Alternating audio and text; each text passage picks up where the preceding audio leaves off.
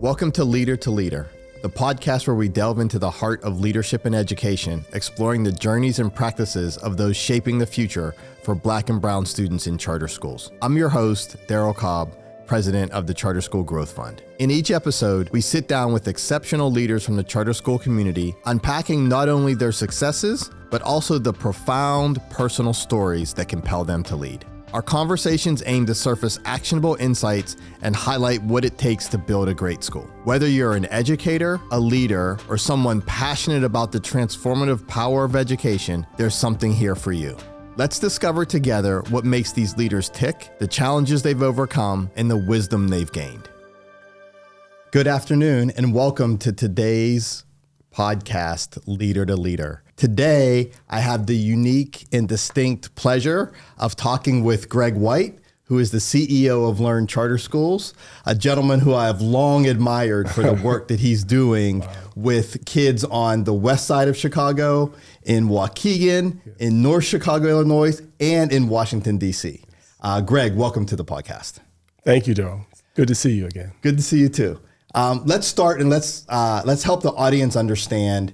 Tell me a little bit about the network that you run, and then we're going to dive into a little bit about you and what makes you tick and how you got here. But first, give the audience a sense of Learn and the education that you provide for students. Sure. So, Darryl, as you know, we have 11 schools. We're pre-K through 8th grade. We're in different geographies. We call ourselves a college prep elementary school, because we believe that the foundation and ambition to earn a college degree begins very, very early. We operate, and we think, the most challenging communities in the city, the suburbs, right? And we've had just very strong results. I want to come back to you said a bunch of things in there that I want to jump on. Sure. College prep elementary school, that's unique. Yes. Strong results. I want to come back to that. But before we jump into that, I want to dial us back and start with you. Okay. And your journey. I'm not interested in the resume, but tell me about little Greg White. And, did you dress up as an 8th grader as a charter school CEO? Was that what you wanted to do? Tell me about where you grew up and how that led to the work you're doing today. Sure. As I think back to my roots, if you will, it really begins, although I grew up in Baltimore, I think my roots are in South Carolina, Clarendon County, South Carolina, small little town called Somerton, South Carolina. Both my parents are from South Carolina. And that city has historical significance. That's where really Thurgood Marshall filed the first case against school segregation. Wow. So I grew up hearing the stories about the families that wanted something better for their kids. In fact, all they wanted was a used school bus so their kids could actually get to school. And as you know, that case was part of the Brown versus Board of Education, which transformed public education. But I heard the message of education matters. And there's nothing more sacred as an obligation, a parent obligation, than to make sure your child gets a great education. The last is, sometimes you got to fight. Sometimes you just have to be a warrior for others. Great. So your parents instilled this deep respect and love for education in you. Yes. And then how did that play out as you grew up in Baltimore? And then where'd you go from there? Did you go directly into education? How did you manifest what they had been pouring into you? Sure. And so my parents wanted me to go to college, and all their kids. And I was very fortunate. I was attending a public school in Baltimore, and probably not on track. I received a scholarship in the 6th grade and went to a great private school and was able to secure a very good education. But I got lucky. Yes. And I said, it shouldn't be a matter of luck. That's right. Right? That's right. My parents are like every other parent. You want something better for your child, for the next generation. So I was very fortunate.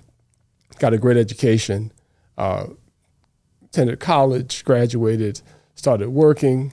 And and attended grad school, and then spent about 15 years in finance, investment banking, private equity, and commercial banking. But I had this dual life. I also, at the same time, coached baseball at a place called Cabrini Green, Little League Baseball, commissioner of the league. I had a Boy Scout troop, more than one. Right? So I had this dual life. During the day, I'm working in finance. In the evening, I'm working with kids. And it taught me a couple things. One, I was surprised some of the low reading levels of the kids I work with. It's like, wow, right? But just incredible. I knew what their parents wanted for them. Yeah. And so I said, So at some point I joined the board of Learn, the charter school, and had an opportunity about 17 years ago to become the CEO. We had one little school, 200 students. And I spent the last 15 years growing that network from 1 to 11, from 200 students to 4,500 students.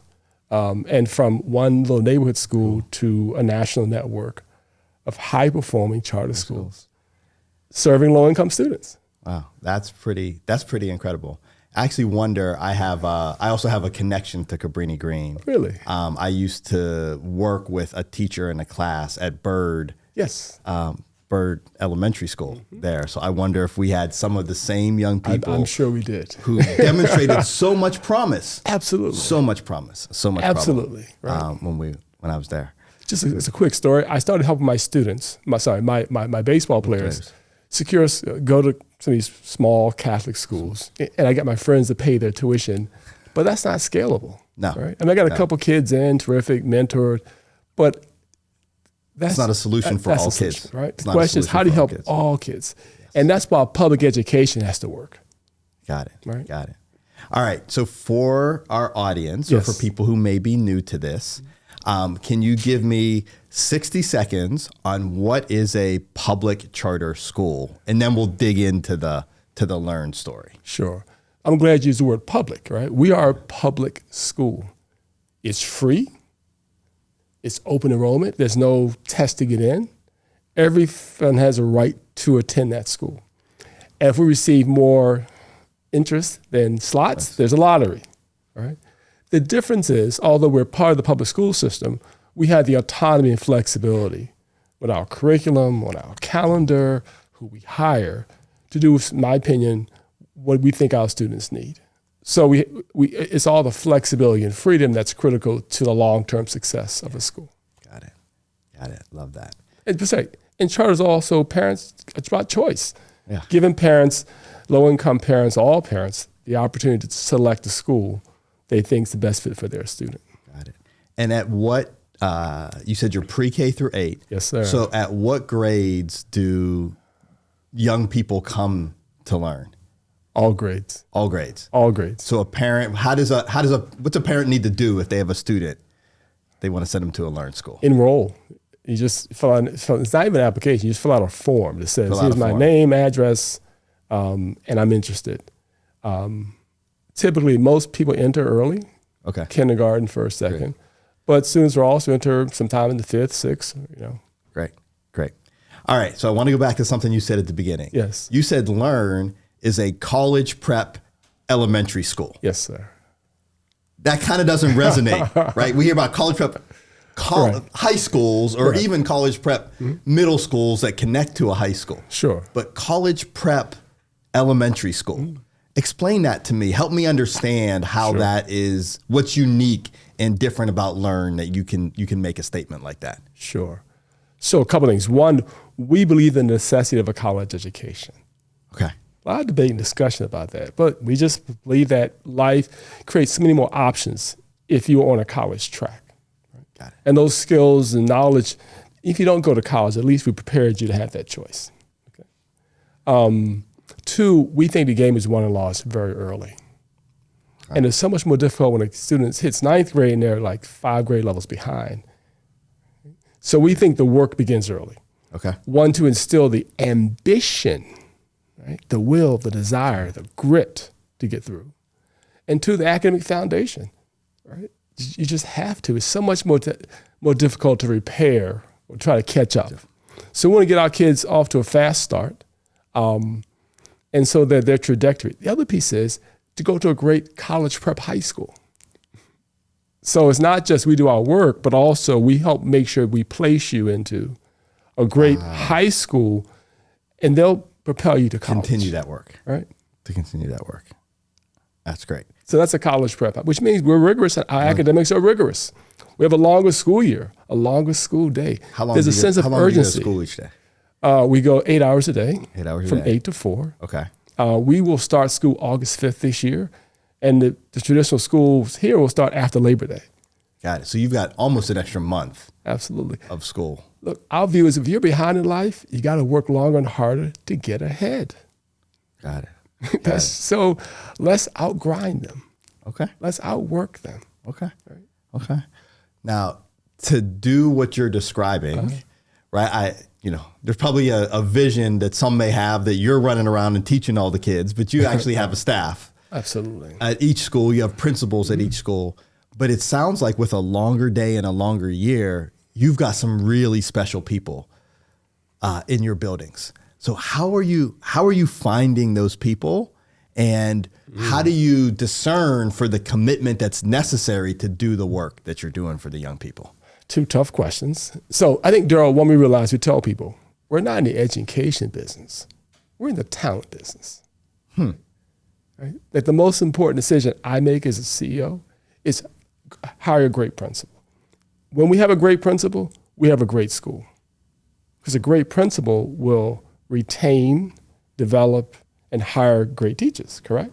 Got it. And notice I put the word on retain.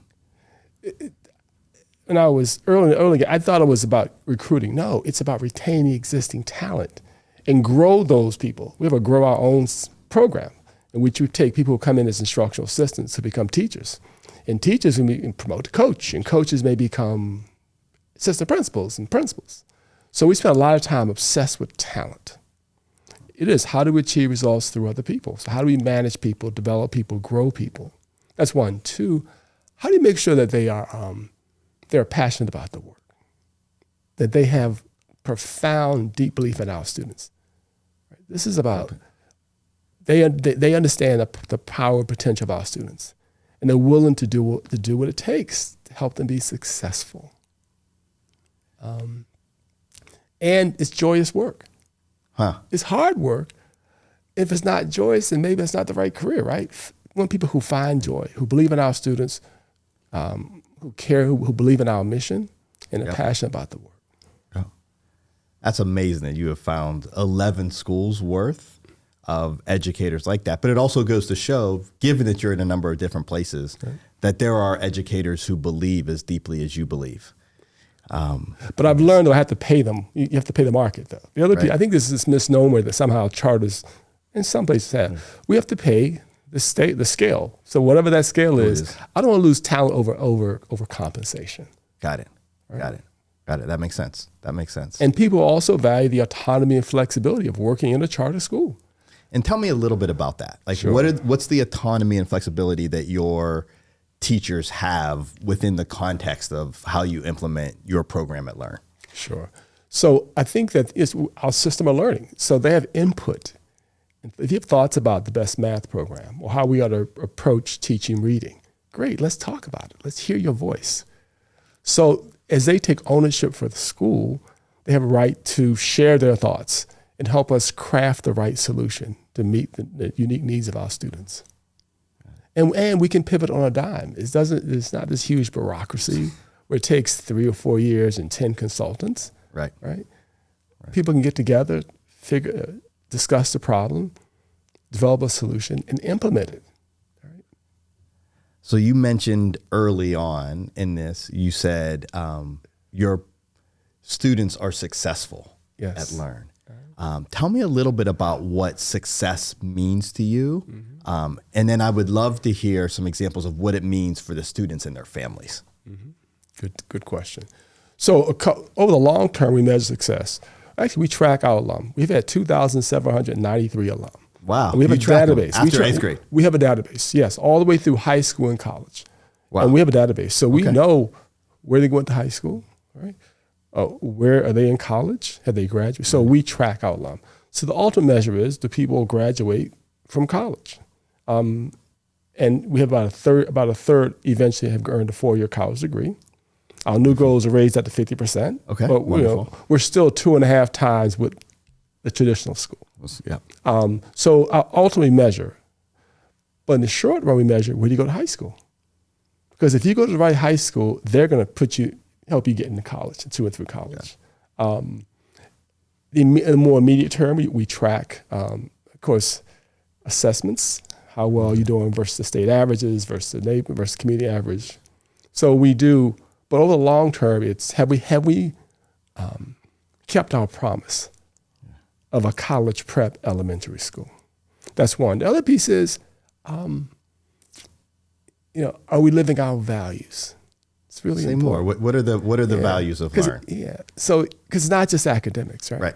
It's safe and nurturing environment, right? Is it a respectful place? So it's safe and nurturing, respect, high expectations, family involvement. And of course, Darryl, you may know, values are how you treat people. Yes. And how you make decisions. And so the big question is, are you living our values? It's, you can produce academic outcomes. The question is, can you still be safe and nurturing, respectful, correct? Have family involvement, high expectations.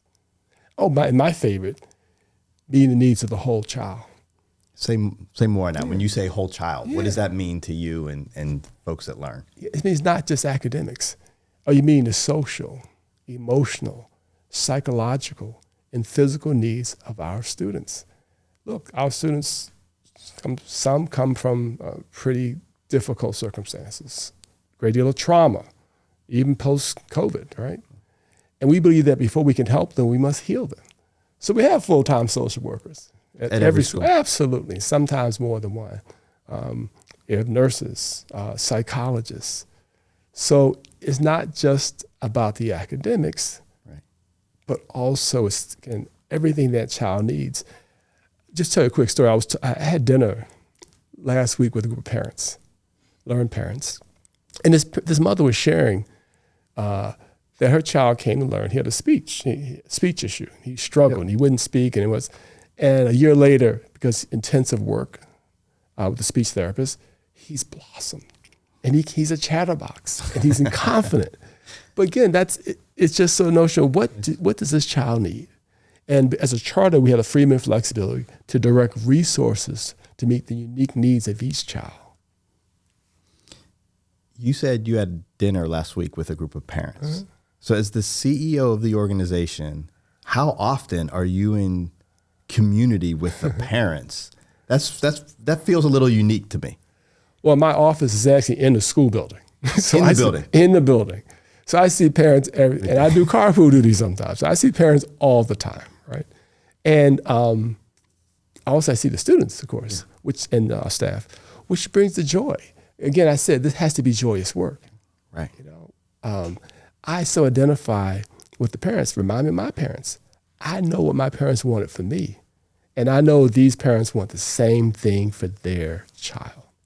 That's powerful. Yeah. That's powerful. And talk to me a little bit about, as a Black man who is the CEO of this organization, how does that translate to the students who can see you, the parents who can see you as somebody that is not only somebody they could aspire to be, but also the person who is responsible for creating the environment where the kids are being educated? We know that in charters nationally, you're more likely to have teachers who look like kids. But tell me about how you create an environment as a Black man for what percentage of Learn students are students of color? And then, Sure, we're probably 97%. Okay. Yeah. Plus or minus. Okay, got it. Overwhelmingly. Yeah. Let's see. So two things. One, and not just me, but really my leadership team. We're proud. We are. We've been able to attract and retain. I think about 75% of my leaders, my principals, my directors, my C-level are also people of color, maybe 75 to 80%.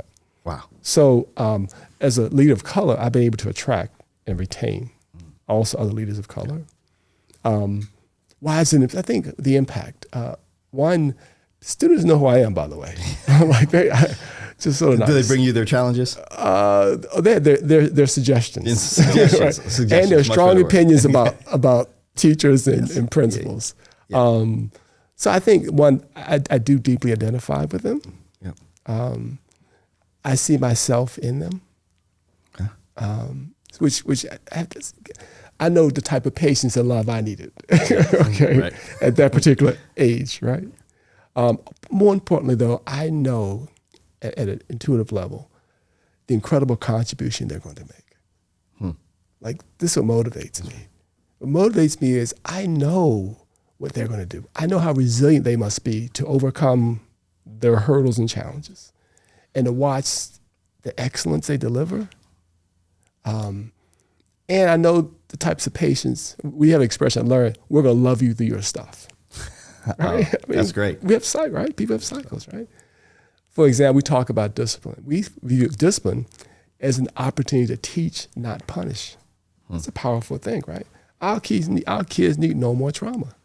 Right. So that's philosophically, we talk about that. We so deeply identify with the students. We know their needs, and we know they're going to excel over the long run. Yeah. Right. I think our parents also, is a level of trust and understanding that they give us, which is wonderful. Because think about it, you're a parent, dropping your kids off every day, you need to trust that person. You have to deeply trust that person. Right? Yeah. Also, when I talk to parents, I realize how they need us, how they really count on us. Not only to send their kid to college, but to help them whatever struggle they're working through. That they've told us some have actually become better parents because of their experience at Learn. This is great. That's they powerful. also account on us for experiences. One year we had some parents to leave, like, what's going on? Why would you leave Learn? It's a great place, great academics. They said, we need more than academics. We need sports. So now we know we have sports, we have a ski program, so this notion of swimming program, the parents said, listen, I'm a single mom. I want my kids to have all those things other kids have. Yeah. They deserve to have. They deserve, right? So we work in partnership. We take trips to Washington, D.C. and Disney World. And so we work really hard to help deliver the experience our parents want and our students need. Oh, that's powerful. Yeah. That's powerful. And that's what education should be doing. And it's so great to see that in Learn and in other charter schools across the country. I agree. That is powerful.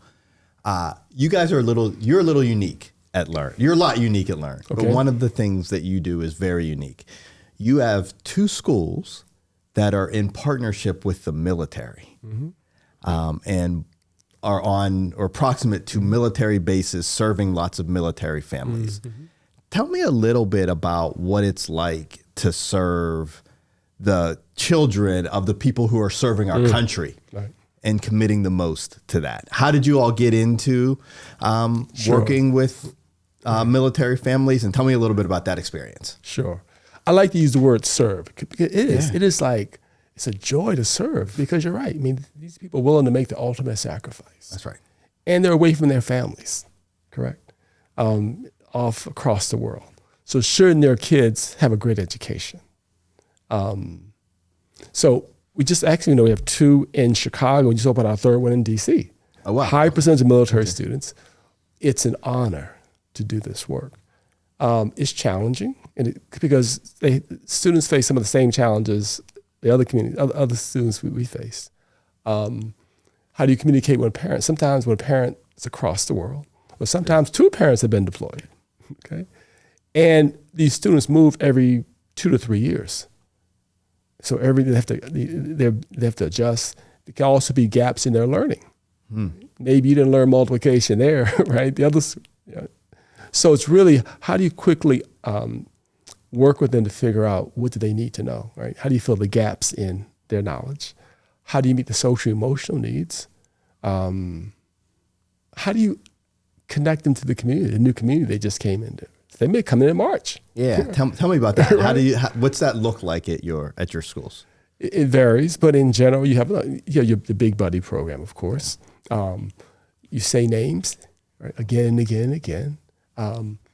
You have very explicit orientation all the time. Right? Also, how do you say farewell in a way that people don't just disappear? Right? Because that's how you leave is also important. Because it's going to happen all the time. It's going to happen all the time. Correct. The good news is they integrate well with the existing families.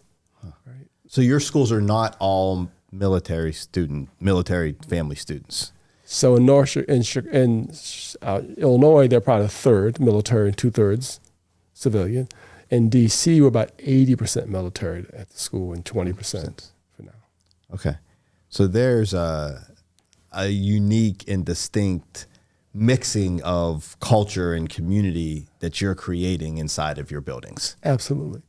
But what we have in common far exceeds, we're not, right? All parents, military, civilian, regardless of race, whatever, everyone wants a great education for their student. Yeah. Right? That's Everyone. That's right. That's right. And all students have tremendous potential to contribute. You've mentioned that several times, and Absolutely. I can feel that deep belief that you have Absolutely. in each and every student, and how honored parents must be to have a system of schools that have that belief in their child. Absolutely. That's really special. By the way, Darryl, when we interview people, the most important question we ask is, why do you want to do this? And we just listen and let them talk. And everyone around the room is through our values, right? So our question is, do we share values? Do you have high expectations for our students? Are you willing to be safe and nurturing? What about respect? Will you be respectful to our students and our parents? Right? Do you embrace parent involvement? And finally, my favorite, are you willing to meet the needs of the whole child? And that question, why? You answer that, we learn a lot. Oh, I love that as the linchpin of your interview process. That's powerful. That's Absolutely. powerful. So tell me, what are you excited about right now in public education and in what's happening at Learn? What's giving you hope and optimism? I think one, because we do track our alum. Yeah. I'm excited. How does that process work? How do what are you doing to stay in touch with, I have a ninth grader at home, senior 2, but I have a ninth grader at home. Sure. And so how are you keeping up with a young person who just graduated from Learn in 8th grade? They're going off to high school somewhere. How are you all keeping in touch with them through high school and then college to find out if they made it all the way through college graduation? A couple big things. One, if I have your correct name and birth date, I can put you in the National Student Clearinghouse. I can find you. Okay. 2, we also have a summer internship program. So we hire interns, students, alumni to work for us. And there's always a project around finding everyone. And through social media, they find things. I think 3, make sure you know before they leave. So before you get that diploma, we get your name, your birth date for sure, your correct information, your parent, give me 4 or 5 contacts so we can find you. Yeah. 3, we have a database. I mean, we have a head of data. Someone's responsible for making sure we have everyone's correct information. Okay. Because it's not just, we also want to know, what's the best predictor? So with 2,793 names, I can now say, well, what's the best predictor, right, of success? Where they go to college, where they go to high school, college, right? If you had algebra in 8th grade, does that predict? So we want to use that information as a predictor for the formula that gets kids to and through college. Have you all found anything early on the success of the young people that is common? It's a common thread?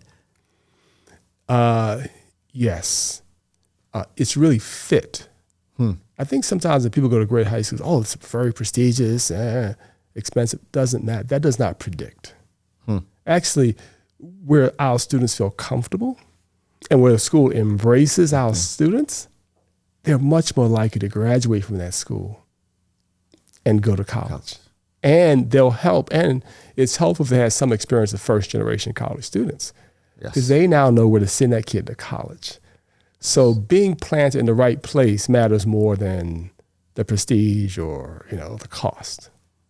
Got it. Big lesson. That's good. Second piece is, we just have an algebra fall initiative. We think you need to have completed algebra by the 8th grade, at least been introduced, ideally. Amen. You're talking to an engineer. Exactly, so right. You're speaking my language. Because otherwise you can't get the calculus. Right. And so we are unpacking, saying, well, here's my other theory. Watching my own kids.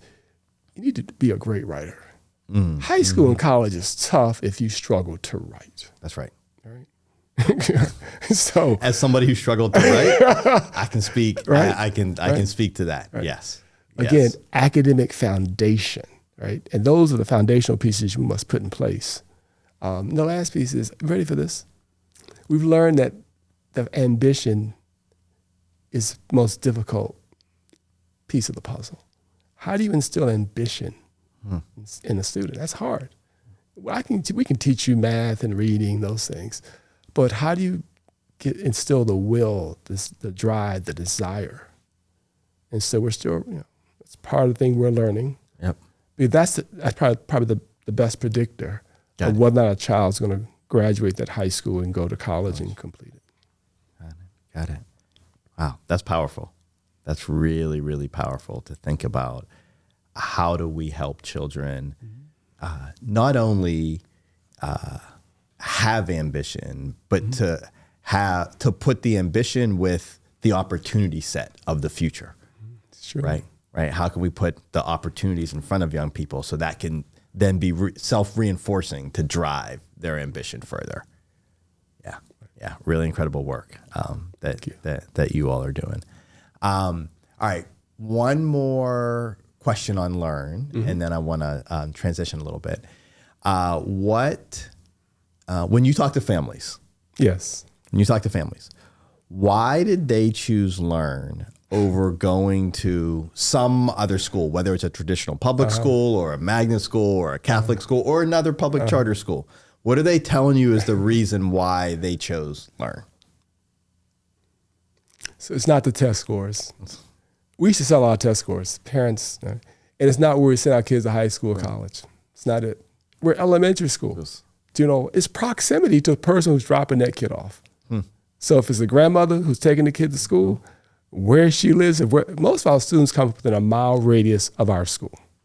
So proximity drives the decision. So you all are a public charter school, but you're also essentially a neighborhood school. Absolutely. You're serving kids from right in the areas proximate to your school. If you're going to take the bus or walk or get dropped off, proximity drives everything. And so so that's one. The second one is safety. We did focus groups. It wasn't the test scores. It was like, I want my child to be safe. Like that is the most as parents, important. That's the fundamental thing. Right? So we had to rethink our marketing, rethink how our appeal. I guess also it's a partnership, meaning, they love before care and after care and a longer school day. If you work till 4, your kid gets out 2:00, that's not good, right? So and I guess over time, parents, I think, like the experience, they like the way they're treated, and they like the success your child is having, but there are more practical reasons why people come to Learn. Yeah. All right, let's pivot a little bit. So we've talked about the stuff that's going well. As a CEO, what are the biggest challenges you face in helping provide the education that you've talked about to all of the students that Learn? Sure. Sometimes the external environment can be challenging and distracting. Not everyone's a fan of charter schools. I think it's a lot of misinformation. Things people believe to be true is not true. So sometimes we have to educate people, and try to fight against those who don't like charters. Not fight against, but like sort of push back against. So that's distracting. There's always a struggle to find the right talent. It's not just filling seats. Do you live our values? Right? Do you have the passion for the work we do? Are you extremely talented? Can you help kids excel academically? Right? Are you committed to the work in the communities we serve? That's always a challenge, which is why we grow our own as a solution. The resources is never enough. If you think about students from the low-income communities we primarily serve, they have the highest needs. Yet those schools tend to be funded the least amount, right? So high needs, low resources. So we need social workers, we need nurses, we need smaller classrooms with more adults, educators. So the model can be expensive to be successful. We need high school counselors to place kids in great high schools. There's an unlimited, there's a long list of needs what our students need. Yep. And so resources are always thin. Yeah. So with all of the challenges you face, who do you lean on for support? Who's your squad? Who pours into you when you need it? So first and foremost, my wife. She's not an educator. Good place to start. But I come home every day. I got peace, and I get replenished, and I got joy. So it's really important, and great advice, right? I mean, I can just sort of talk things out. She's smart. She's objective, kind and caring. I have a great board of directors, an outstanding board. Do you know why they're so great? Because they have no other agenda than what's best for our students. Huh. And they're smart and talented, but we are aligned. So I can go to them with any issue or challenge. So that's really helpful. Supporters like the Charter School Growth Fund. Thank you. Because you guys you have perspective. You've seen it. Whatever problem I'm facing, you've seen it before. Okay, you've seen it, and you typically have a solution for it, right? And you'll connect me with others. So other CEOs is very helpful. Other charter school CEOs. Those are the people I go to for. And of course, my internal team, my principals, my directors, because I'm not alone. Yeah. We work together to figure solutions. No, to create solutions. So you've been at this 17 years now? As a CEO, I was on the board for about 7 years before. Okay, so almost 25 years all in. Yes. On this. I'm sure along the way, you have learned some lessons. So what are one or two things where, as you look back, you're like, whoo, I messed that up. Ooh, how much time you got? We got time. We got time. Oh, man. So some of the big mistakes. Right? Yeah. What are some of the things that you know now and you learn from because you made mistakes? That it is about retention, not recruitment of talent. Right? And how did you learn that lesson? Because when you bring in new people in, you got a 50% chance of being right. You don't really know them during the interview process. Right. So but I know the existing staff. If I can grow them and promote them, great. We know. So I have a much higher success rate with people we know who've already proven themselves in the system. Yes. Their commitment, their passion, and their expertise. So I've learned it's not about recruitment is wonderful, but really retention matters much, much more. So I've lost some good people. That's probably the part. That's the part of regret. It's like,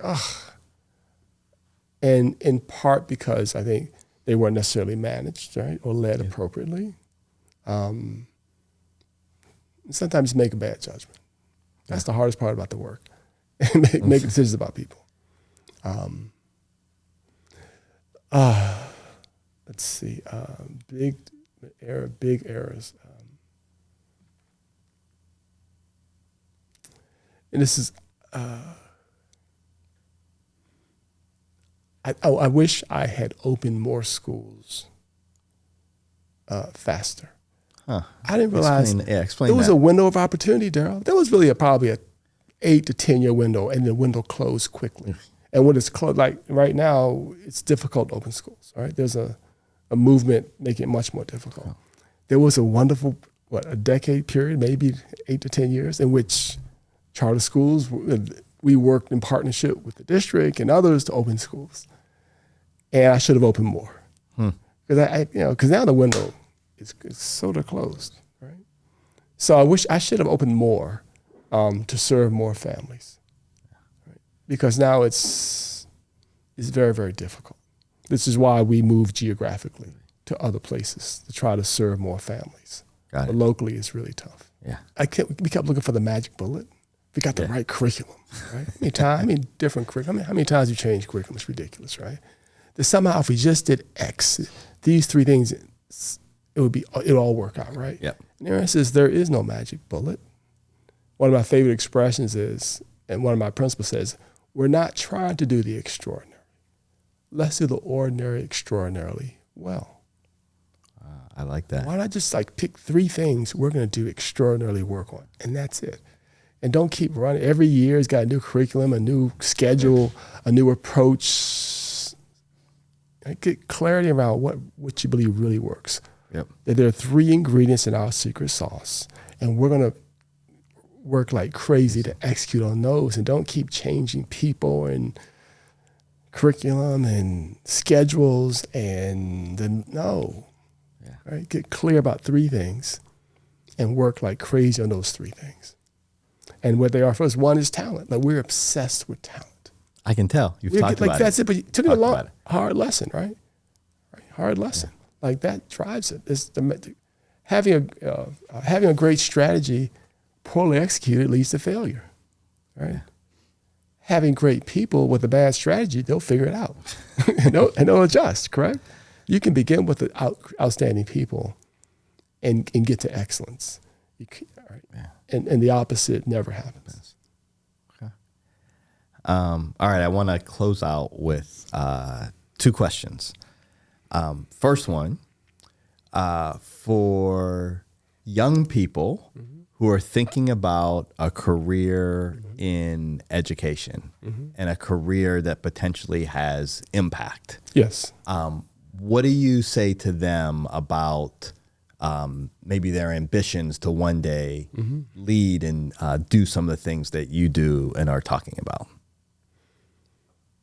So a couple thoughts. One, I'm thrilled they had the interest, right? And listen to that inner voice, right? What they're saying is they want to live with passion and purpose, right? And education allows that, right? Yeah. Because the impact you have is eternal, right? I mean, you'll help a lot of people, right? And as I tell my staff, we're creating something that will last well beyond us, right?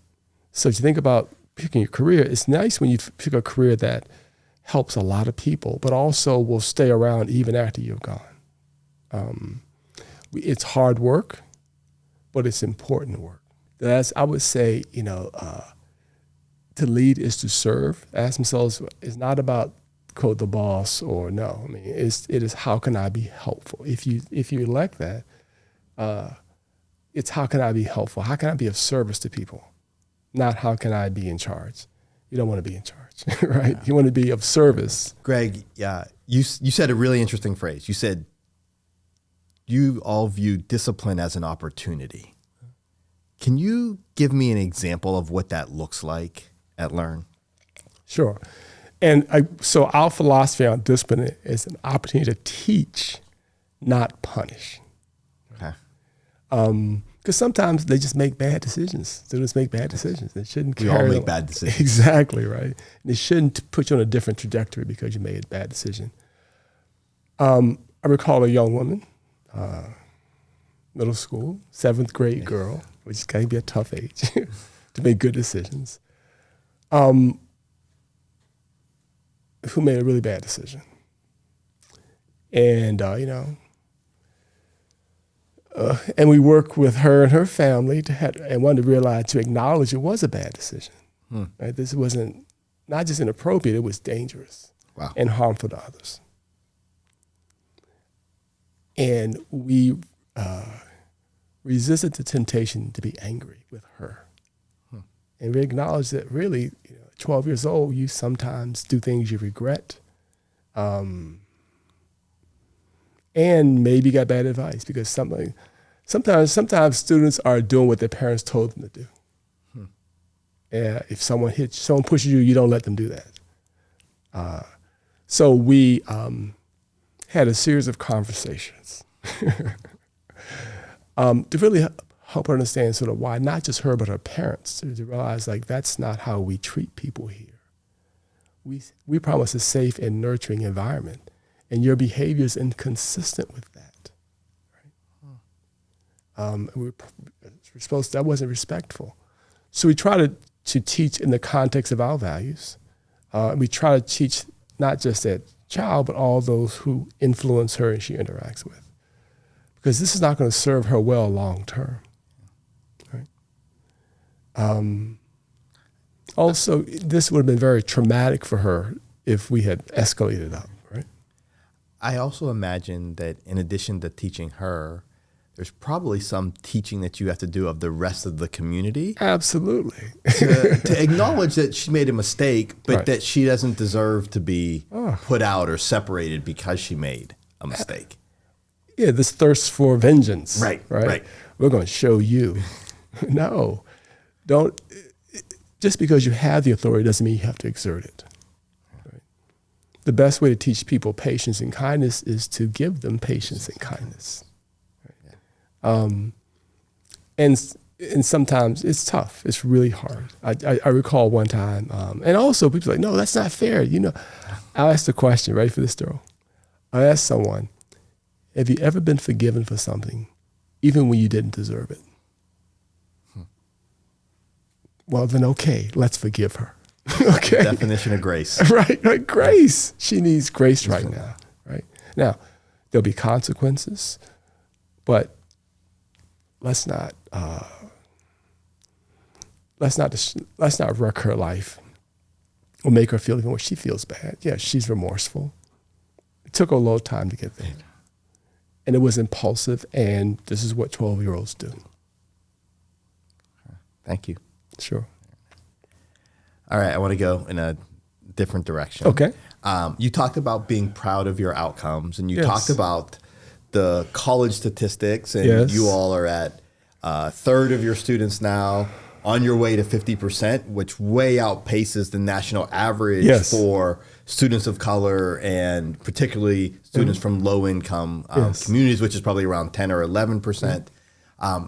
But talk to me a little bit about your test scores. I know lots of us hesitate to reduce our students to test scores, but it's a fact of life for our students and in the public education system. So talk to me about how you all think about your test scores at Learn. It's also a measure of accountability. That's right. We promise great autonomy and therefore great accountability.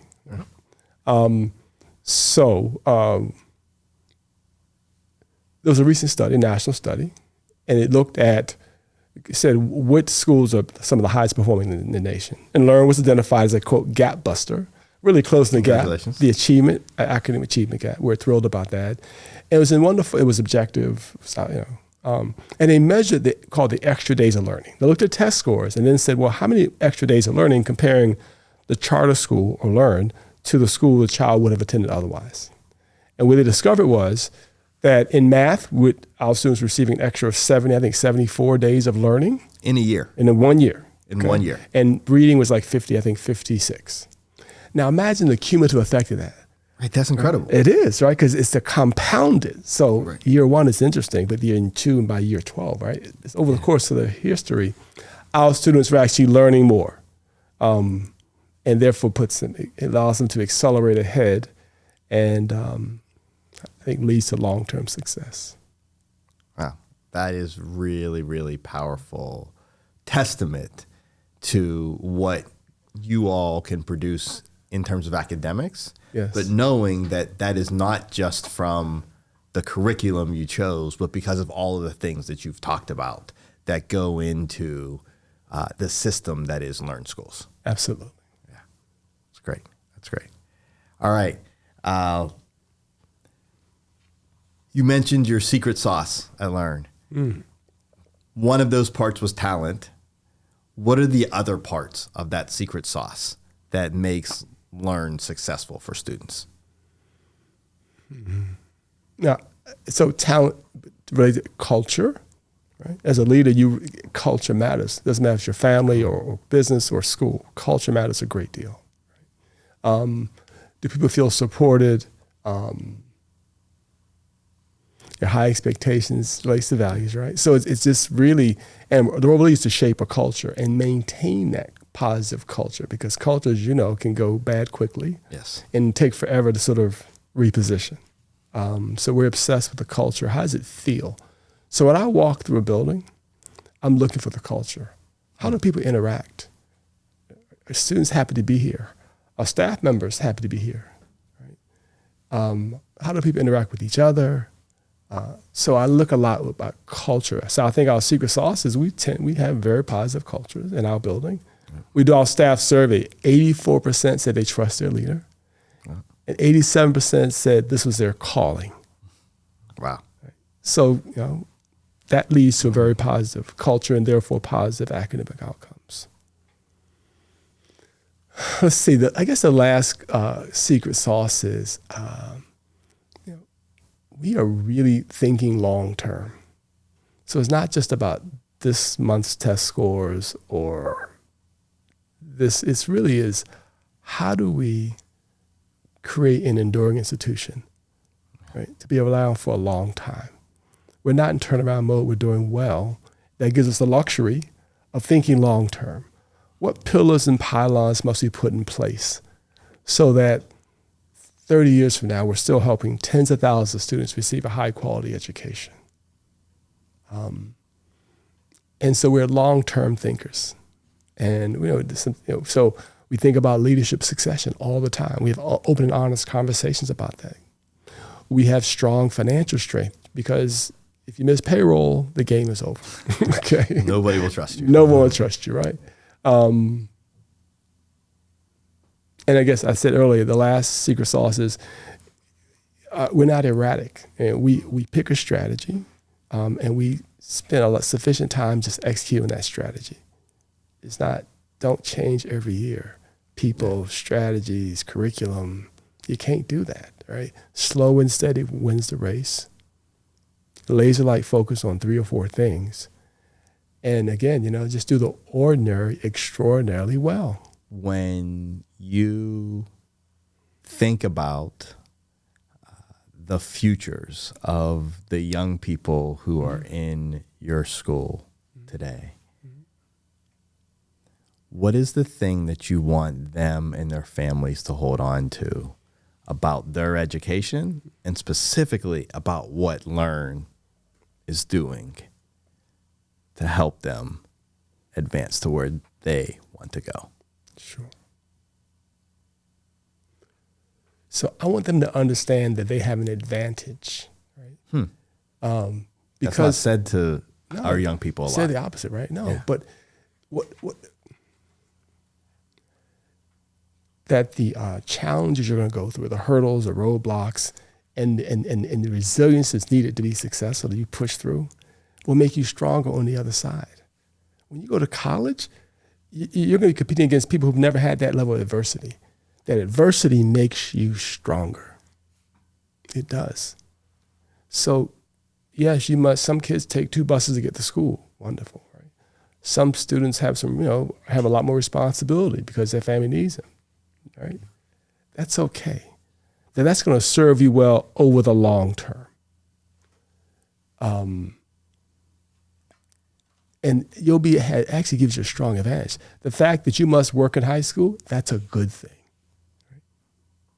Right? So, because I view people, these disadvantaged, I'm like, no, my students are not disadvantaged. They're just being tested. They're building muscle that they're going to need later in life. Right? I tell you, their will is strong. Think about it. My students must not only get into high school, if it's a private school, but earn a scholarship, right? No one's writing it, so they know there's a sense of urgency and focus that they have. There's a level of tenacity they had to develop to be successful. So I think that's going to be, really strong. And a lot of people are cheering for them. Right? So I want them to know that you have an advantage and use it. That grit, determination, tenacity, all good. And